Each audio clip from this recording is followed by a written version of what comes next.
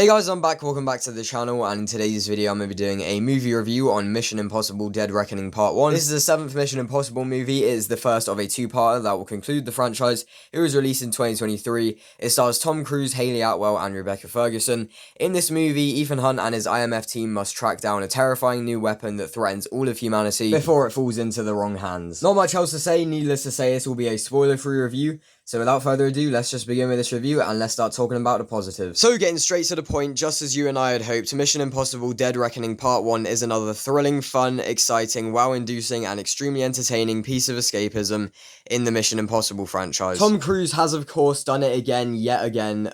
This is another extremely exciting movie filled with genuine thrills, Tom Cruise being his own stunt double. It's all extremely impressive. What can you say about it all at this point? You know what, I am literally just gonna begin this with talking about this. We are 7 movies into a franchise known for having jaw-dropping action sequences and stunts, and they continue to absolutely amaze in this movie. The fact that it's all real, the stunts are all real, it's Tom Cruise doing all of it, it's actual people doing all of this, is still extremely impressive. The action sequences and the stunts are all great. While obviously with this being a Mission Impossible film, it's more focused on the spectacle sequences and the stunts as opposed to the hand-to-hand combat sequences. It's no John Wick Chapter 4. But the hand-to-hand combat scenes mostly are good as well. They are solid sequences.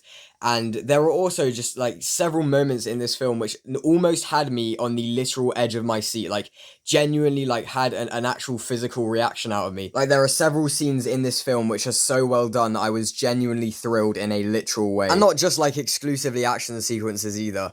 Believe me, that is really a rarity for me nowadays, and I'm sure it is for a lot of other people as well, of course. So this is still extremely impressive in the action department. Unsurprisingly, it's a Mission Impossible film. So it absolutely delivers all of the thrills and all that you want from a Mission Impossible film. I mean, the third act of this film as well. All I'm gonna say about it is that I had a really hard time processing how unbelievably exhilarating it was, to be honest. Like the third act, in my opinion at least, is literally wow-inducing. I mean, Tom Cruise once again reminding us why we go out to see movies. He did it with Top Gun Maverick last year, and he's doing it with this year. I mean, it is so thrilling and exhilarating. Other things I liked about it as well, I did like some of the characters and that stuff going on here. The performances all round here are good, and Tom Cruise is not only amazing in the physical stuff and the stunts as usual, but he's also good with the performance of Ethan Hunt, and I quite like the character of Ethan Hunt in this film as well.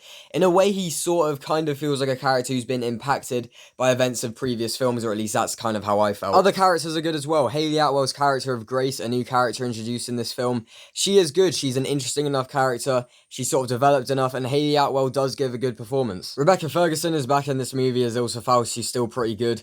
Clementieff, however you say her last name.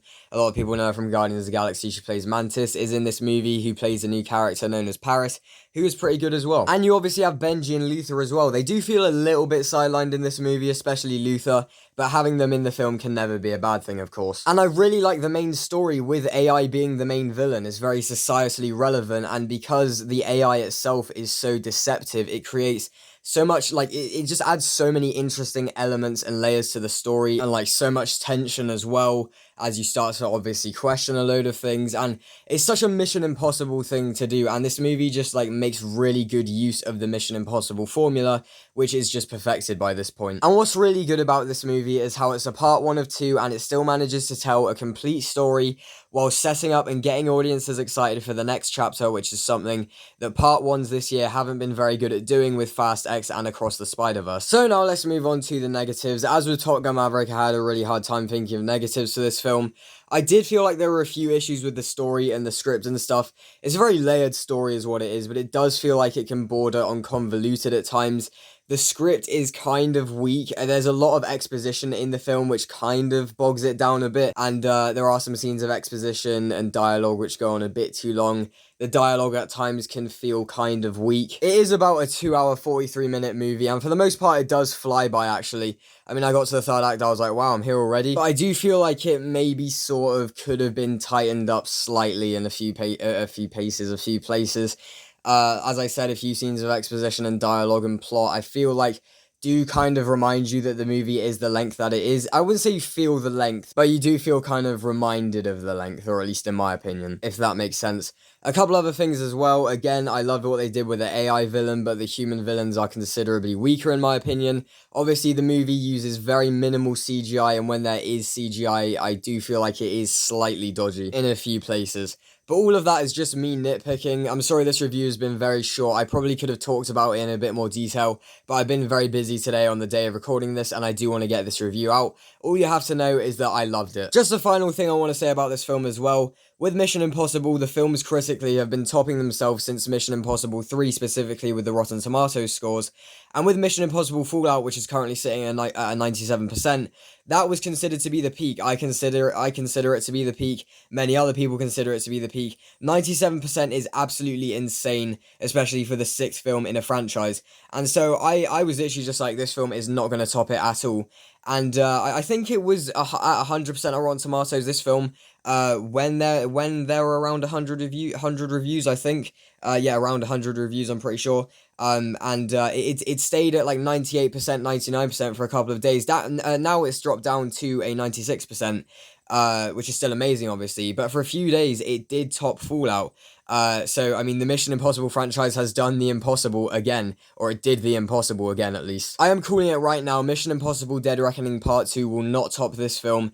It will be fantastic if it does. Speaking of fantastic, Mission Impossible Dead Reckoning Part 1 is just that. While I do feel like there are a few very minor nitpicks, for the most part, this is an absolutely amazing action film. Unsurprisingly, it's Mission Impossible. It is an absolutely thrilling ride with white-knuckle action set pieces, tense and intense sequences, and it is overall just a perfect piece of escapism. Tom Cruise has done it yet again, of course. This is the reason why we go to cinemas. I'm torn between giving this a 9 out of 10 and a 9.5 out of 10. I feel like if I gave this a 9 out of 10, it would be at the higher end of the 9 out of 10 spectrum, I guess you could say. And if I gave it a 9.5 out of 10, it would kind of be at the lower end of that spectrum, at least in my opinion. I guess I'll just give it a 9.25 out of 10. I can't really decide right now, to be honest. Anyways, thank you very much for watching this review. If you did enjoy, please remember to like, comment, share, and subscribe if you want to. If you have seen this film, feel free to let me know your thoughts on it in the comments below. Thank you very much for watching, and until next time, bye-bye.